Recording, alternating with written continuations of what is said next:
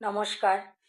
আমি ইলিশ মাছের নারকেল দিয়ে আর সর্ষে বাটা দিয়ে করছি, কলা পাতায় মুড়ে করব।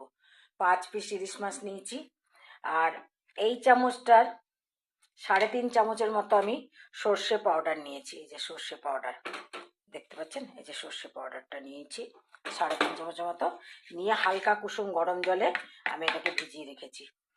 আর একটা ছোট এইটুকু সাইজের একটা ছোট নারকেলের হাফ মালা নারকেলটা নিয়েছি কুড়িয়ে, এটাকে আমি পিসবো, আর 4টে কাঁচা লঙ্কা, ব্যাস। আর কিছু দেবো না।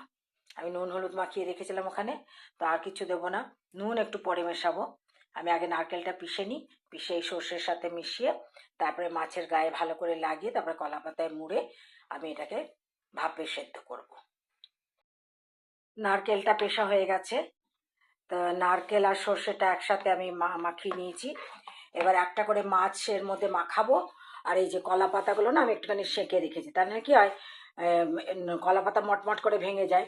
আর এখানে আমি জল বসাচ্ছি, ভাপে আমি এটাকে বানানো শুরু করবো। এবার সুতো দিয়ে বেঁধে নেবো, কলা পাতার মধ্যে মুড়ে সুতো দিয়ে বেঁধে নেবো। এই যে 4টে আমি কলা পাতায় মুড়ে বসালাম, এই 4টে হোক, তারপরে এই আর একটা বাকি পড়ে আছে, আর এতটুকু মশলা এই আর একটাতে হয়ে যাবে। যদি আপনাদের 1 পিস কলা পাতায় না হয়, আমি তো আধখানা করে আবার ওপর থেকে আবার দিয়ে দিয়েছি। একটা মানে 1 পিস ছোট কলা পাতায় হয়নি।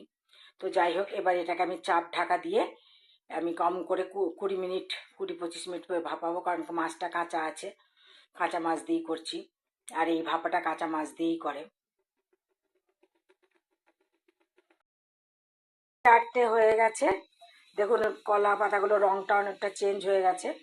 আর একটা আমি লাস্টে যেটা ছিল সেটা বসিয়েছি, এরপরে যখন খুলে খেতে দেবো তখন আমি দেখাবো আপনাদের। এই যে এরকম হয়েছে, মাছও সেদ্ধ হয়ে গেছে, দেখুন মাছ সেদ্ধ হয়ে গেছে। তো আপনাদেরকে আমি সব রেসিপি দেখিয়ে দিয়েছি। আমার 5টা পিস মাছের জন্য যতটা লেগেছে ততটা আমি দেখিয়ে দিয়েছি। আপনারা এরকম করে বানিয়ে খাবেন, লাইক কমেন্টস করবেন, শেয়ার করবেন, আর অবশ্যই সাবস্ক্রাইব করবেন। আসি তাহলে, নমস্কার।